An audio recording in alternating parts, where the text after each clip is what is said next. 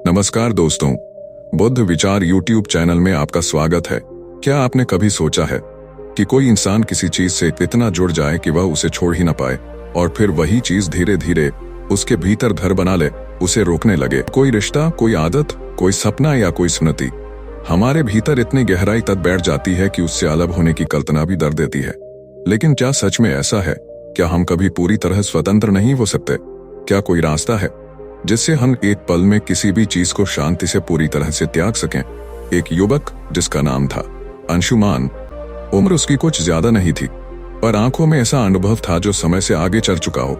लोगों की नजरों में वो एक सीधा सादा युवक था, लेकिन भीतर ही भीतर वह एक सवाल से रोज टकरा रहा था। क्यों मैं किसी भी चीज से बंध जाता हूँ? क्यों कोई रिश्ता, कोई वस्तु, कोई स्मृति मुझे खींचती है और मैं छूट नहीं पाता?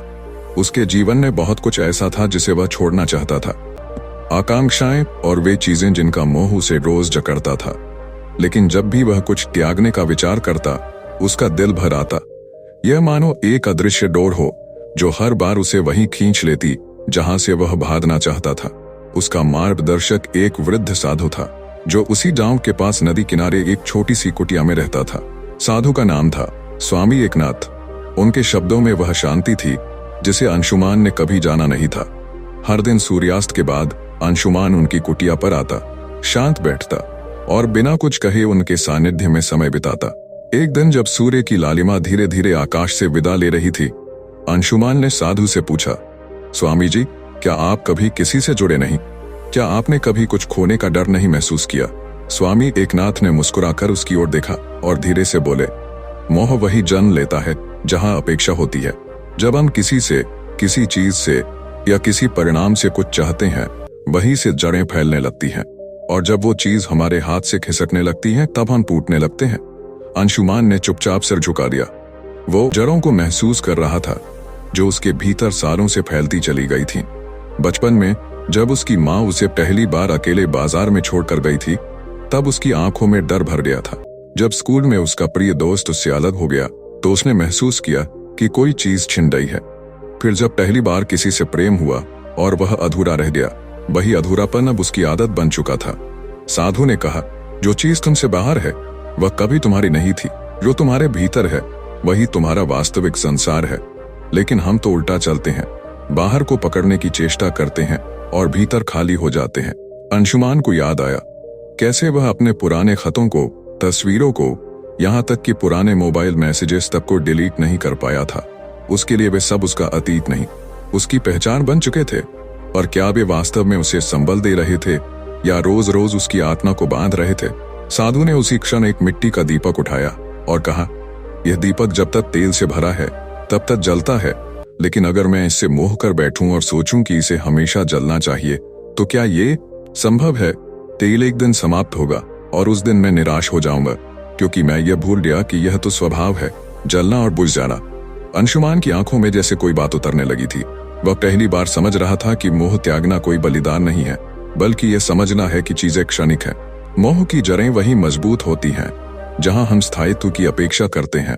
उस अस्थायी संसार से अगले कुछ दिनों तक अंशुमान ने अपने कमरे में बैठकर हर उस वस्तु को देखा जिसे वह छोड़ नहीं पा रहा था। एक पुरानी अंगूठी जो उसे उसकी पहली नौकरी में मिली थी, एक किताब जिसमें प्रेमिका की लिखावट थी, कुछ टूटे हुए खिलौने जो बचपन के अकेलेपन के साथी थे। वह उन्हें घूरता रहा, समझने की कोशिश करता रहा, क्या इन सब में मेरी आत्मा बसी है या सिर्फ मेरी स्मृतियां?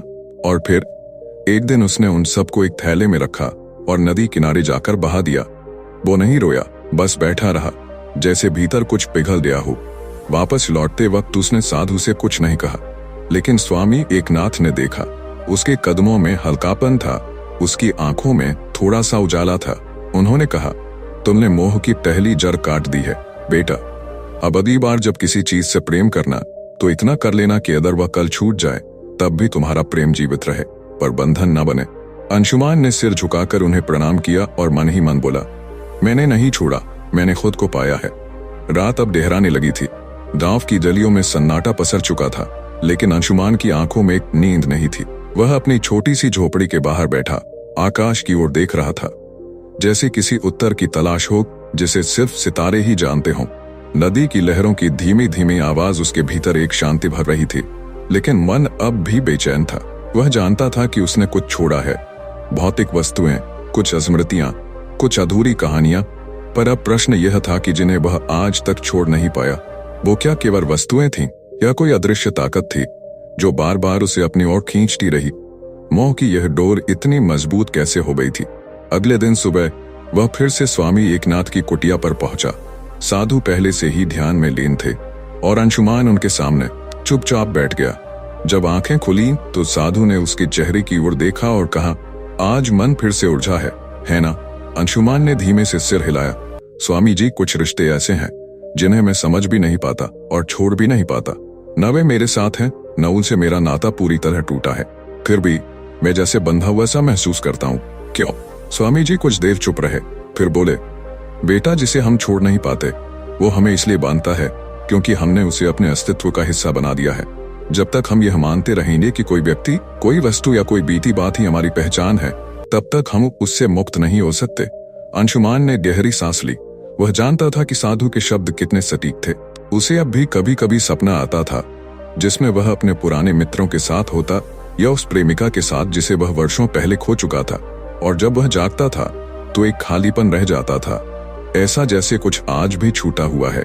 साधु बोले, क्या तुमने कभी देखा है कि कोई बालक जब खिलौने से खेलता है तो उसके लिए वह खिलौना पूरी दुनिया बन जाता है, लेकिन जैसे ही वह बड़ा होता है वही खिलौना उसके लिए अर्थहीन हो जाता है। क्यों? क्योंकि उसकी चेतना विकसित होती है। वह जानता है कि खिलौना स्थायी नहीं है, लेकिन हम वयस्क होकर भी कुछ रिश्तों को, भावनाओं को अपनी चेतना का केंद्र बना देते हैं, और फिर जब वो छूटते हैं तो हमें लगता है कि हमारी दुनिया ही बिखर गई। अंशुमान ने धीमे स्वर में कहा, तो क्या हमें कुछ भी गहराई से नहीं जोड़ना चाहिए? क्या हर संबंध तात्कालिक और सतही हो जाए? नहीं बेटा, स्वामी जी बोले, जोड़ो, अवश्य जोड़ो, लेकिन मोह से नहीं, प्रेम से। मोह बांधता है, प्रेम मुक्त करता है। प्रेम में यदि कोई चला जाए तो तुम रो नहीं, मुस्कुराओ कि उसने तुम्हें एक समय प्रेम दिया, लेकिन मोह में यदि कोई छूटे तो तुम टूट जाते हो, क्योंकि तुमने उसे अपने मैं का हिस्सा बना लिया होता है। उस मैं को ही मुक्त करना है। अंशुमान की आंखें भर आईं। उसे एक एक बात अपनी जिंदगी से जुड़ती लग रही थी। जब उसके पिता चले गए थे तो वह टूटा नहीं था, क्योंकि उन्होंने उसे सिर्फ प्रेम दिया था, बंधन नहीं। लेकिन जब उसका पहला प्रेम अधूरा रह गया तब वह इतना बंध गया था कि खुद को भूल बैठा था। वह अब समझ रहा था कि जो उसे छोड़कर चला गया उसने नहीं बांधा, बल्कि वह स्वयं उस छाया से बंधा रहा। स्वामी जी ने एक कहानी सुनाई।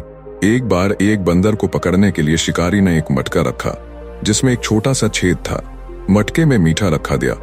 बंदर ने हाथ डाला और मिठाई पकड़ ली, लेकिन जब वह हाथ बाहर निकालने लगा तो उसका हाथ फंस गया, क्योंकि वह मिठाई छोड़ नहीं रहा था। शिकारी आया और उसे पकड़ लिया। अगर वह मिठाई छोड़ देता तो वह बच सकता था। अंशुमान ने गहरी सांस ली। यह कहानी जैसे उसके जीवन का प्रतीक बन रही थी। वह मिठाई को कसकर पकड़े बैठा था। बीते समय की मिठास, अधूरे संबंधों की उम्मीदें, अपने बनाए हुए भ्रम, और उन सब के कारण वह मुक्त नहीं हो पाया। तो समाधान क्या है, स्वामी जी? अंशुमान ने पूछा। समाधान है साक्षी भाव। जब तुम खुद को देख सको, अपनी भावनाओं को देख सको और स्वीकार सको कि वे केवल अनुभूतियां हैं, स्थायी नहीं है, तब तुम उन्हें जाने देने को तैयार हो जाते हो। तुम तब नहीं छोड़ते, बल्कि वे स्वयं छूट जाती हैं। अंशुमान अब कुछ नहीं बोला। वह उठा, प्रणाम किया और वापस अपने रास्ते चल पड़ा। लेकिन आज उसका मन कुछ हल्का था। उसे एहसास हो गया था कि जिन्हें वह छोड़ नहीं पा रहा, वे दरअसल उसकी आत्म छवि में घुर गए थे। अब उसे अपनी पहचान को दोबारा बनाना था। एक ऐसी पहचान जो स्मृतियों से नहीं, शांति से गढ़ी जाए। वह जान चुका था, जब हम किसी चीज को छोड़ नहीं पाते तो वह इसलिए नहीं कि वह बहुत खास है, बल्कि इसलिए कि हमने उसे अपने अंदर बहुत गहराई से बसा लिया है। अब वक्त था उसे बाहर करने का, प्रेम से, समझदारी से, न कि संघर्ष से। अंशुमान उस दिन बहुत देर तक नदी किनारे बैठा रहा। न कोई सोच थी, न कोई चिंता, बस शून्य था। पहली बार भीतर एक ऐसी जगह पर पहुंचा था जहां कुछ बोलने की जरूरत नहीं थी, पर वो जानता था ये शांति स्थायी नहीं। उसे फिर से जीवन की लहरों में लौटना होगा, और लौटकर फिर वही सवाल आएंगे, कैसे छोड़े, कैसे बंधनों से बाहर निकले। उसने आंखें बंद की और याद करने लगा कि जब भी वह कुछ छोड़ने की कोशिश करता है, उसके भीतर एक द्वंद्व शुरू हो जाता है, जैसे दो आवाजें हों। एक कहती है, अब छोड़ दो, इससे तुम्हें दर्द मिल रहा है, और दूसरी कहती है रुको, क्या पता ये चीज दोबारा न मिले, अगर ये चली गई तो। यही लड़ाई, यही संघर्ष उसे थका देती थी। उसे अब यह समझ में आ रहा था कि छोड़ना एक युद्ध नहीं है, बल्कि एक समझदारी है। अगर वह उस चीज को समझ लेता, उसके पीछे की जड़ों को पहचान लेता, तो शायद वह चीज खुद ही गिर जाती। जैसे पेड़ से पत्ते पतझड़ में अपने आप टूट कर गिरते हैं, कोई खींचता नहीं है उन्हें। उसने स्वामी एकनाथ से अगली बार यही पूछा, स्वामी जी, मैंने सुना है कि त्याग एक साहसिक काम है, लेकिन मेरे भीतर जब भी मैं कुछ छोड़ने की सोचता हूँ तो एक डर बैठ जाता है, जैसे मैं कुछ खो दूंगा, जैसे मैं अधूरा रह जाऊंगा। क्या त्याग का मतलब लड़ाई लड़ना होता है? स्वामी जी मुस्कुराए और बोले, त्याग कभी लड़कर नहीं होता बेटा। जब तुम किसी चीज को पूरी तरह से समझ लेते हो, उसकी प्रकृति, उसका व्यवहार, उसका प्रभाव, तब वह चीज खुद ही हल्की हो जाती है। और जब वह हल्की हो जाती है तो उसे छोड़ना कर्म नहीं होता, वह स्वाभाविक हो जाता है।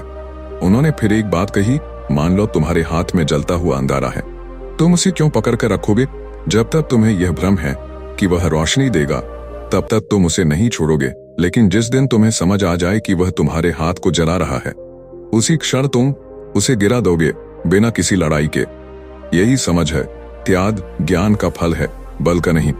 अंशुमान को यह बात भीतर तक लगी। वह सोचने लगा कि जिन चीजों को वह अब तक पकड़ कर बैठा है, क्या उसने कभी उन्हें समझने की कोशिश की है? क्या वह जानता है कि वे उसे तकलीफ दे रही हैं, या फिर वह सिर्फ उन्हें इसलिए थामे बैठा है क्योंकि उनसे उसकी पहचान जुड़ी है? फिर एक दिन वह अपने गांव के बाहर बने एक पुराने कुएं पर गया, जहां वह बचपन में खेलता था। वहां उसे एक टूटा हुआ झूला दिखा, जिस पर वह घंटों बैठा करता था।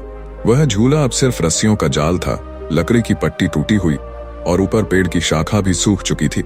लेकिन अंशुमान ने उस झूले को छोड़ने से पहले कभी यह नहीं देखा था कि वो अब काम का नहीं रहा। उसकी स्मृति में वो झूला अब भी बचपन की हंसी, खेल और सुकून की छाया था।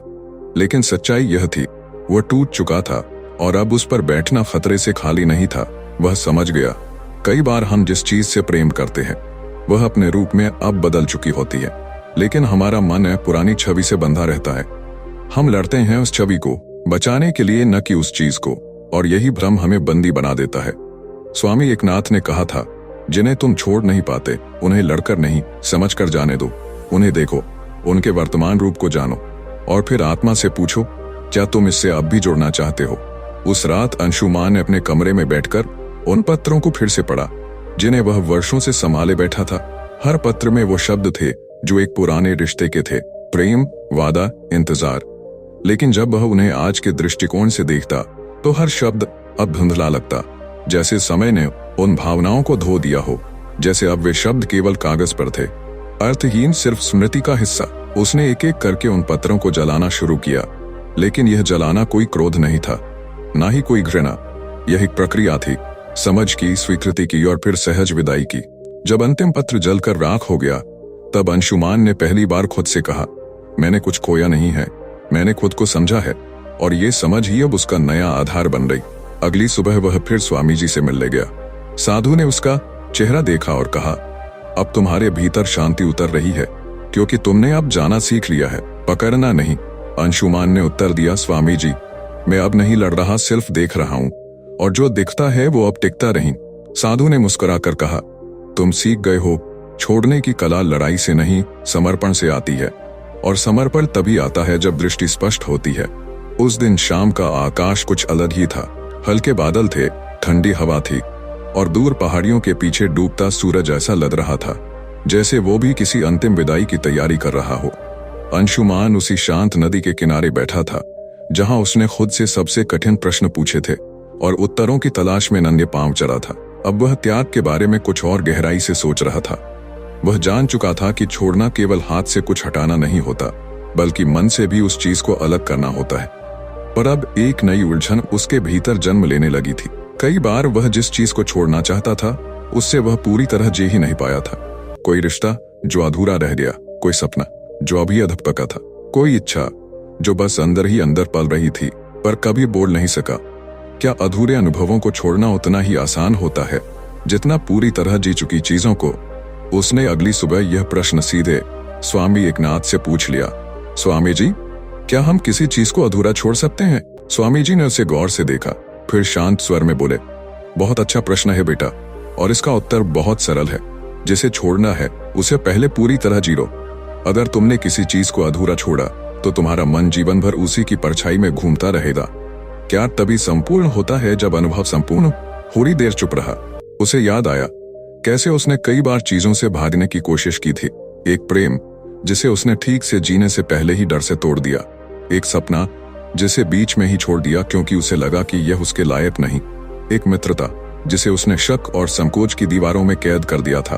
और इन सब अधूरे अनुभवों ने ही उसके भीतर खालीपन को जन्म था जो अब भी हर रात उसे जगा देता था। स्वामी एकनाथ ने मिट्टी के एक दीपक की ओर इशारा करते हुए कहा, यह दीपक तब तक जलता है जब तक तेल पूरा न जल जाए। अगर इसे बीच में ही बुझा दिया जाए तो धुआं फैलेगा, लेकिन जब यह अपने आप बुझता है तब कोई गंध नहीं, कोई धुआं नहीं, शांति रहती है। प्यार भी ऐसा ही होना चाहिए, संपूर्ण, बिना किसी अधूरेपन के। अंशुमान उस बात को पूरी तरह समझना चाहता था, इसलिए वह वापस लौटा अपने अतीत में। उसने अपने पुराने डायरी के पन्ने निकाले जहां उसने एक समय वह सब लिखा था जो कहना चाहता था लेकिन कह नहीं पाया। वह प्रेम पत्र जो कभी भेजा नहीं गया, वह कविता जो अधूरी रह गई थी, वह तस्वीर जो आज भी उसकी आंखों में तैरती थी लेकिन खींच नहीं पाई। उसने तय किया कि वह अब उन अनुभवों को अधूरा नहीं रहने देगा। इसलिए वह उसी पुराने गांव गया जहां उसकी पहली प्रेमिका रहा करती थी। वह जानता था कि वो अब वहां नहीं है, बहुत दूर जा चुकी है, लेकिन उसका वह पुराना घर, वो दरवाजा, वो नीम का पेड़, सब कुछ अब भी खामोश खड़ा था, जैसे उसी का इंतजार कर रहे हों। उसने वहीं बैठकर वह अधूरा पत्र जोर से पढ़ा, जैसे वो खुद को सुना रहा हो, और पढ़ते हुए वह रोया नहीं बल्कि मुस्कुराया, क्योंकि वह अब उसे छोड़ने नहीं, उसे पूरा करने आया था। वह अनुभव अब उसके भीतर संपूर्ण हो चुका था और अब वह उसे विदा दे सकता था, प्रेम से, सम्मान से और बिना पछतावे के। फिर वह अपने पुराने सपने की ओर लौटा, लेखक बनने का। उसने वह अधूरी किताब निकाली जिसे वो सालों पहले लिख रहा था, और अब उसने वह अंतिम अध्याय लिखा जिसे लिखने से वह डरता था। यह अध्याय किसी और के लिए नहीं था, केवल उसके अपने मन के लिए था। यह कहने के लिए कि हाँ, मैंने प्रयास किया और अब मैं मुक्त हूं। उसने एक बात अब गहराई से समझ ली थी, कोई भी चीज तब तक पीछा नहीं छोड़ती जब तक हम उसे पूरा न जी लें, और जो अधूरा रह जाए उसका दर्द भी अधूरा रहता है। इसीलिए जीवन में कुछ भी छोड़ने से पहले उसे पूरी तरह महसूस करना, जानना, जीना जरूरी है। स्वामी एकनाथ ने जब अगली बार अंशुमान को देखा तो बोले, अब तुम तैयार हो, क्योंकि अब तुम अधूरे अनुभवों से बाहर नहीं रहे बल्कि उन्हें पूरा कर रहे हो। और जो व्यक्ति अपने जीवन को संपूर्णता से जीने लगता है वह किसी भी क्षण त्याग कर सकता है, क्योंकि उसके पास कोई अधूरी चाह नहीं रह जाती। अंशुमान ने मुस्कुराकर कहा, अब मुझे कोई चीज बांधती नहीं, क्योंकि अब मैं पहले जीता हूं, फिर छोड़ता हूं, और तब प्यार कोई दर्द नहीं बल्कि आभार बन जाता है। कभी कभी जीवन हमें उसी मोड़ पर बार बार लाकर खड़ा कर देता है जहां से हम कई बार गुजर चुके होते हैं, लेकिन हर बार एक नए दृष्टिकोण के साथ। अंशुमान के साथ भी अब यही हो रहा था। त्याग की यात्रा में वह अब काफी आगे बढ़ चुका था। उसने कुछ चीजों को समझा, कुछ को स्वीकार किया और बहुत सी स्मृतियों को प्रेम से विदा किया, लेकिन अब उसके भीतर एक नई अनुभूति जागने लगी थी। कुछ चीजें ऐसी भी थीं जिन्हें वह जानता था कि छोड़नी है, पर वह उनका बोझ महसूस नहीं कर पा रहा था। त्याग केवल तब ही संभव होता है जब हमें उस चीज का वास्तविक भार पता हो। जब तक हमें यह लग रहा हो कि कोई चीज हमें संभाले हुए है, तब तक हम उसे छोड़ नहीं सकते, लेकिन जैसे ही हमें एहसास होता है कि वही चीज हमें धीमा कर रही है, पीछे खींच रही है, तब हम उसे नीचे रख देना चाहते हैं, जैसे कोई भारी थैला जिसे हमने बहुत देर तक अपने कंधों पर उठाया हो। एक दिन अंशुमान स्वामी एकनाथ से मिला और बोला, स्वामी जी, कुछ चीजें हैं जो मेरे साथ अब भी चल रही हैं और मैं उन्हें छोड़ना चाहता हूं, लेकिन न जाने क्यों मेरे भीतर उनके प्रति कोई विरोध नहीं है, कोई दर्द नहीं है, कोई नाराजगी नहीं है। फिर भी लगता है जैसे वे मुझे थकाती हैं। क्या ये भी त्याग करने योग्य है? स्वामी जी ने उसकी बात ध्यान से सुनी और बोले, बिल्कुल बेटा, लेकिन उससे पहले एक बात समझो कि आप किसी भावना से नहीं होता, वह बोझ से होता है। जब तक किसी चीज का बोझ महसूस नहीं होता तब तक उसे छोड़ना मुश्किल होता है। इसलिए अगर तुम छोड़ना चाहते हो तो पहले उस बोझ को पहचानो, समझो, जानो, फिर वह स्वाभाविक रूप से तुम्हारे जीवन से उतर जाएगा। अंशुमान थोड़ी देर शांत बैठा रहा, फिर उसकी आंखों में बचपन की कुछ तस्वीरें उभरी। उसकी माँ जो उसे हर समय सलाह देती रहती थी कि क्या खाना चाहिए, किससे बात करनी चाहिए, क्या बनना चाहिए। एक समय में वह माँ की बातों को मार्गदर्शन मानता था, लेकिन जैसे जैसे वह बड़ा हुआ उसने महसूस किया कि इन बातों ने उसे अपने निर्णयों से दूर कर दिया, लेकिन वह फिर भी उनसे बंधा रहा। आदर, प्रेम और एक भावुकता की डोर से उसे अब समझ में आया कि यह डोर अब बोझ बन चुकी है। वह माँ से प्रेम करता था, लेकिन उनकी बातों को अपने जीवन का केंद्र बनाए रखना अब उसे भीतर से रोक रहा था। यह प्रेम नहीं था, यह अब आदत बन गई थी, और आदतें सबसे बड़ा बोझ होती हैं जब वे हमारे रास्ते को धुंधला कर देती हैं। उसने खुद से कहा, मैं माँ से प्रेम करूंगा, लेकिन अब उनके शब्दों को अपने जीवन की चाबी नहीं बनने दूंगा। उन्हें आदर दूंगा, लेकिन अपने निर्णय खुद लूंगा। यह बोझ अब नहीं उठाना है। फिर उसे एक और बात समझ में आई। वह खुद को ही बहुत समय से एक छवि की तरह ढो रहा था। एक अच्छा बेटा, एक शांत व्यक्ति, एक सहनशील प्रेमी, एक शांत साधक। ये सब चेहरे अब उसके भीतर भार बन रहे थे। ये चेहरे कभी दूसरों की नजरों में बने रहने के लिए थे, लेकिन अब यह मुखौटे उसके अपने आत्मा से उसे अलग कर रहे थे। स्वामी एकनाथ ने एक बार कहा था, कभी कभी सबसे भारी बोझ वह होता है जो तुमने मैं के नाम पर ओढ़ लिया होता है। उसने वह पंक्ति दोहराई और भीतर कुछ दरकने लगा। अब वह स्वयं को देख पा रहा था, बिना किसी छवि के, बिना किसी भूमिका के। केवल वह एक साधारण व्यक्ति जिसने अनुभव किया, जिसे दुख हुआ, जो सीख रहा है। उस शाम उसने अपने कमरे में एक दर्पण रखा और खुद को एकटक देखने लगा। ना मुस्कुराया, ना भाल दिए, बस देखा और फिर धीमे से कहा, अब मैं इन सब चेहरों को विदा करता हूँ। अब मैं सिर्फ वही रहूंगा जो भीतर से मैं हूँ। न ज्यादा अच्छा, न ज्यादा बुरा, बस मैं। ये त्याग सबसे कठिन था, अपने बनाए हुए स्वयं को छोड़ देना। लेकिन जब उसने ये किया, तब उसे पहली बार असली हल्कापन महसूस हुआ। अगले दिन वह फिर स्वामी जी के पास गया और कहा, स्वामी जी, अब मुझे समझ में आया कि त्याग का पहला चरण यह नहीं है कि मैं चीजें हटाऊं, बल्कि यह है कि मैं यह पहचानूं कि मैं उन्हें क्यों उठाए हुए हूं। जब बोझ की असलियत दिखती है, तब उसे नीचे रखना सहज हो जाता है। स्वामी जी ने सिर हिलाया और बोले, तुम अब सही राह पर हो, क्योंकि जिसने बोझ को पहचान लिया, उसने खुद को पहचान लिया, और जिसने खुद को पहचान लिया, वो किसी भी चीज को एक क्षण में त्याग सकता है, क्योंकि अब वह जानता है कि उसका अस्तित्व किसी चीज के जुड़ने या छूटने से नहीं बदलता। अंशुमान मुस्कुराया। उसके कंधे अब हल्के थे, मन अब शांत था, और सबसे बड़ी बात, उसे अब पता था कि त्याग कोई वीरता नहीं है, वह केवल एक हल्कापन है, जो तब आता है जब हम किसी चीज के बोझ को देख पाते हैं और स्वीकार कर पाते हैं कि अब बहुत हुआ, अब इसे जाने देना चाहिए। हर सुबह की एक चुप्पी होती है, न दिन का कोलाहल, न रात की थकान, केवल एक मध्यवर्ती क्षण जब सब कुछ स्थिर होता है। अंशुमान अब उस क्षण को जीना सीख चुका था। वह अपने जीवन में पहली बार भीतर की ओर मुड़ा था, और इस यात्रा में उसे महसूस हो रहा था कि त्याग का असली अर्थ किसी चीज से दूर जाना नहीं है, बल्कि खुद के और करीब आ जाना है।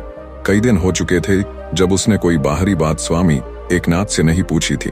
पहले वह हर समस्या, हर उलझन, हर स्मृति लेकर उनके पास भागता था, पर अब वह चुपचाप आता, बैठता और घंटों तक कुछ कहे बिना लौट जाता। अब वह उत्तर बाहर नहीं, भीतर तलाशता था, और यही स्वामी जी का उद्देश्य भी था। उस दिन भी अंशुमान धीरे धीरे नदी किनारे पहुंचा। नदी की धार बिल्कुल वैसी ही थी, शांत, सतत और बहती हुई, लेकिन अब उसे देखने का नजरिया बदल चुका था। पहले वह नदी को बाहरी दृश्य के रूप में देखता था, अब वह जान चुका था यह नदी उसकी अपनी चेतना है, जो भीतर हर समय बह रही है, बिना रुके। स्वामी एकनाथ उसी पुराने पेड़ के नीचे ध्यान में बैठे थे। अंशुमान पास गया और उनके सामने बैठ गया। कुछ देर बाद स्वामी जी ने आंखें खोली और बोले, आज क्या लाया है मन में? अंशुमान ने धीरे से उत्तर दिया, मैं अब समझ गया हूँ गुरुवर, जिसे हम त्याग कहते हैं, वह किसी चीज को खोने की प्रक्रिया नहीं है, वह तो उस स्थान पर लौटने की प्रक्रिया है जहां हम पहले कभी थे, जब हमारे पास कुछ नहीं था लेकिन हम पूर्ण थे। स्वामी जी मुस्कुराए। उन्होंने पास की मिट्टी उठाई और हाथ में लेकर कहा, बिल्कुल ठीक कहा, देखो इससे, ये मिट्टी जब गीली होती है तो इससे कई आकार बनते हैं, घड़ा, दिया, मूर्ति। लेकिन जब वह टूटते हैं, मिटते हैं, तब मिट्टी को कोई दुख नहीं होता, क्योंकि वह जानती है मैं केवल रूप बदलता हूँ, पर मेरा मूल तो एक ही है। इंसान भी यही है, हर संबंध, हर वस्तु, हर अनुभव केवल एक रूप है, लेकिन भीतर की चेतना तो वही है जो थी और जो रहेगी। अंशुमान ने पहली बार अपने भीतर शांति को स्थान दिया। पहले वह शांति की तलाश में भागता था, किताबों में, लोगों के शब्दों में, स्मृतियों की गलियों में, लेकिन अब उसे अनुभव हुआ कि जिसे वह खोने से डर रहा था वह कभी उसका था ही नहीं, और जिसे वह खोज रहा था वह कभी उससे दूर गया ही नहीं। वह धीरे धीरे समझ गया कि त्याग का मतलब न तो इनकार है न उपेक्षा। यह कोई तपस्या नहीं जिसमें हम कुछ जबरन छोड़ते हैं। यह तो केवल उस स्थिति में लौटना है जहां हम बंधे हुए नहीं होते, बिल्कुल वैसे ही जैसे कोई पक्षी आकाश में उड़ते हुए एक क्षण के लिए नीचे देखे और समझ जाए, जमीन पर जो भी है वह मेरा नहीं, मेरा आकाश ही मेरा घर है। उसने अपने जीवन के पुराने कुछ हिस्सों को फिर से याद किया, उन दोस्तों को जिनसे अब संपर्क नहीं रहा, उन रिश्तों को जो अधूरे रह गए, उन अवसरों को जो कभी नहीं लौटे। और आश्चर्य की बात यह थी कि अब विस्मृतियां उसके भीतर पीड़ा नहीं लाती थीं। वे केवल तट पर बहते हुए पत्थरों की तरह थीं, ठहरे हुए, शांत, और अब उसकी राह में नहीं। उसने खुद से कहा, मैंने त्यागा नहीं है, मैंने बस खुद को खोजा है। और जब मैं खुद ने लौटा हूं तब बाहर की चीजों का प्रभाव अपने आप घटने लगा है। स्वामी जी ने फिर कहा, त्याग वह नहीं जो कठिन है अपने भीतर लौटना, क्योंकि भीतर लौटने के लिए हमें हर वह मुखौटा हटाना होता है जो हमने वर्षों से ओढ़ रखा है। अच्छा इंसान, सफल इंसान, प्रेमी, बेटा, साधक। और जब ये सब छूटते हैं तब असली मैं प्रकट होता है, वह जो शांत है, स्वतंत्र है और आत्मनिष्ठ है। अंशुमान ने आंखें बंद की। उस क्षण वह कोई न भूमिका निभा रहा था, न कोई छवि थामे हुए था। वह बस था जैसे कोई शून्य में बैठा हो, लेकिन शून्य से भरपूर। और फिर एक सहज मुस्कान उसके चेहरे पर आई। पहली बार बिना किसी उपलब्धि के वह संतुष्ट था। कोई योजना नहीं, कोई लक्ष्य नहीं, कोई परिभाषा नहीं, केवल वह खुद, और वह काफी था। त्याग अब उसके लिए शब्द नहीं, अनुभव बन चुका था। न कोई तर्क था, न कोई भावनात्मक लड़ाई, बस एक सहज स्वीकृति थी कि जो चीजें आती हैं वे जाएंगी, और जो भीतर है वह स्थायी है, अमिट है। अब जब वह चलता तो उसके पांव हल्के लगते, जब वह देखता तो उसका दृष्टिकोण गहराई लिए होता, जब वह सांस लेता तो जैसे संपूर्ण प्रकृति उसके भीतर उतरती हो। उसने जाना, त्याग कोई गंतव्य नहीं बल्कि घर लौटने जैसा है। और उस घर में कुछ भी नहीं होता, केवल शांति होती है। शरद की सुबह थी, हवा में हल्की ठंडक थी, पर सूर्य की पहली किरणों ने जैसे हर चीज को सुनहरा बना दिया हो। अंशुमान अब पहले जैसा नहीं रहा था। उसकी चाल में कोई जल्दी नहीं थी, उसके चेहरे पर कोई प्रश्न नहीं था, और उसकी आंखों में कोई अपेक्षा नहीं थी। कई महीने बीत चुके थे, पर उसे अब समय का कोई हिसाब नहीं रहता। उसके भीतर अब घड़ी नहीं चलती थी, वहां अब शांति थी, शून्यता थी, और वही एकमात्र वास्तविकता थी। उस दिन वह आखिरी बार स्वामी एकनाथ की कुटिया गया। स्वामी जी अब वृद्ध हो चुके थे, लेकिन उनके मुख की आभा और गहरी हो गई थी, जैसे कोई दीपक अपने अंत की ओर हो और फिर भी सबसे तेज जल रहा हो। अंशुमान उनके पास बैठा। उसने कुछ नहीं कहा, पर उसकी मौन उपस्थिति ही कह दी कि यह एक पूर्ण मिलन है, अंतिम नहीं लेकिन पूर्ण। स्वामी जी ने उसकी ओर देखा और बोले, अब बताओ अंशुमान, क्या अब भी कोई चीज तुम्हें छूती है? अंशुमान ने मुस्कुराकर उत्तर दिया, जी नहीं, अब कोई बात, कोई स्मृति, कोई इच्छा, कोई आवाज मुझे भीतर तक नहीं पहुंचती। जैसे हर चीज बाहर से गुजर जाती है पर भीतर प्रवेश नहीं करती। स्वामी जी ने आंखें मूंद लीं और एक लंबी सांस ली, फिर बोले, बेटा, यही अंतिम अवस्था है, यही असली मुक्ति है, जब संसार तुम्हें छू नहीं पाता, जब उसकी लहरें आती हैं, टकराती हैं, पर भीतर कोई कंपन नहीं होता, न मोह, न घृणा, न आकर्षण, न द्वेष, बस एक साक्षी, शांत, स्थिर, शांत, स्थिर, पूर्ण। अंशुमान ने सिर झुकाया। उसे अब ये शब्द केवल उपदेश नहीं लगते थे, वे अनुभव बन चुके थे, उसकी आत्मा के तल तक पहुंच चुके थे। उसने जाना कि वास्तविक स्वतंत्रता वही है जब कोई चीज तुम्हारे निर्णय, तुम्हारी चेतना, तुम्हारे मौन को भंग ना कर सके। उसने याद किया, जब पहले कभी कोई उसे नजरअंदाज करता था तो वह भीतर से कांप उठता था। जब किसी ने उसकी सराहना नहीं की तो वह बेचैन हो जाता था। जब कोई याद अधूरी रह जाती तो वह रातों तक सो नहीं पाता था। पर अब सब कुछ वैसा ही हो रहा था। लोग आते थे, जाते थे, संबंध जुड़ते और टूटते थे, स्मृतियां उभरती थीं और मिटती थीं, लेकिन भीतर कोई हलचल नहीं होती थी। अब वह ऐसा हो गया था जैसे कोई शांत झील जिसके ऊपर पत्ते गिरे, तो हलचल हो पर गहराई ने केवल मौन हो। उसने कहा, स्वामी जी, अब कोई बात भीतर घुसती नहीं, मैं सुनता हूं पर बंधता नहीं, देखता हूं पर चाह नहीं करता। चीजें आती हैं और जैसे लौट जाती हैं, और मैं वही बना रहता हूं, स्थिर। स्वामी जी ने उसकी आंखों में देखा और फिर बोले, तुम अब वही बन चुके हो जिसके लिए आत्मा ने जन्म लिया था। अब तुम संसार के भीतर हो पर संसार तुम में नहीं है, और यही सबसे बड़ा त्याग है, जब संसार को स्वीकार कर भी तुम उससे छू नहीं जाते। उन्होंने फिर एक बात जोड़ी, सच्चा त्याग वह नहीं जो कोई चीज छोड़ दे, सच्चा त्याग वह है जिसमें चीजें छूटती चली जाएं और तुम बस देखते रहो, जैसे पतझड़ में पत्ते गिरते हैं और पेड़ केवल खड़ा रहता है, स्थिर, मौन और पूर्ण।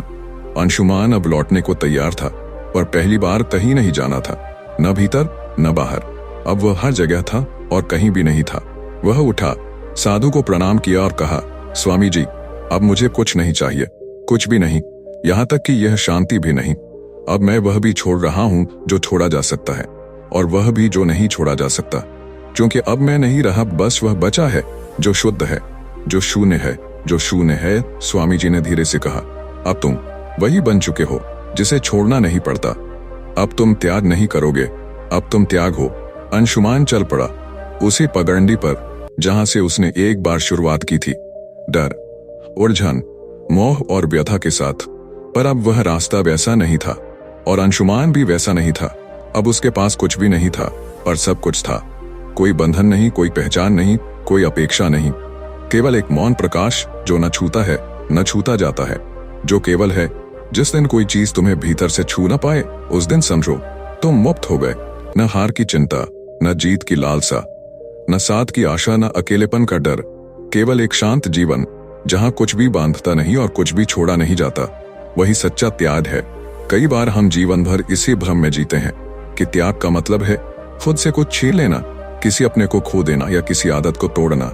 लेकिन इस पूरी यात्रा में अंशुमान ने हमें एक और ही सत्य दिखाया कि त्याग दरअसल कोई बलिदान नहीं, बल्कि एक घर वापसी है, उस असली स्वरूप की ओर लौटना जहां कुछ भी तुम्हें बांधता नहीं और कुछ भी तुम्हें तोड़ नहीं सकता। हमने देखा कि त्याग लड़कर नहीं होता, वह समझ से होता है। हमने जाना कि जिसे छोड़ना है उसे पहले पूरी तरह जीना होता है। हमने महसूस किया कि त्याग तब सहज होता है जब हमें उसका बोझ समझ आने लगे, और अंत में हमने ये पाया कि त्याग का अर्थ है अपने भीतर लौट आना। जब तुम्हारा मन शांत हो जाता है, जब स्मृतियां अब सिर्फ चित्र बन जाती हैं, जब शब्दों में अब प्रतिक्रिया नहीं केवल साक्षी भाव होता है, तब समझना तुम अब कुछ भी हो सकते हो, क्योंकि अब कुछ भी तुम्हें छू नहीं सकता। त्याग वो नहीं जो तुम करते हो, त्याग वो होता है जो तुम हो जाते हो। और यही अंशुमान की कहानी थी। शुरुआत एक साधारण व्यक्ति से हुई थी जिसे दुनिया से बहुत कुछ चाहिए था। अंत हुआ एक ऐसे आत्मज्ञानी से जिसे अब कुछ भी चाहिए नहीं था, क्योंकि अब वह खुद ही सब कुछ था। सबसे बड़ी जीत वह होती है जब तुम अपने भीतर की दौड़ से मुक्त हो जाते हो। आपका भी यही सफर हो, यही प्रार्थना है। और अगर यह कहानी आपके भीतर कहीं गहराई तक उतरी हो, तो एक बार खुद से पूछिए, क्या मैं त्याग के लिए तैयार हूं? और उत्तर आए, मौन में,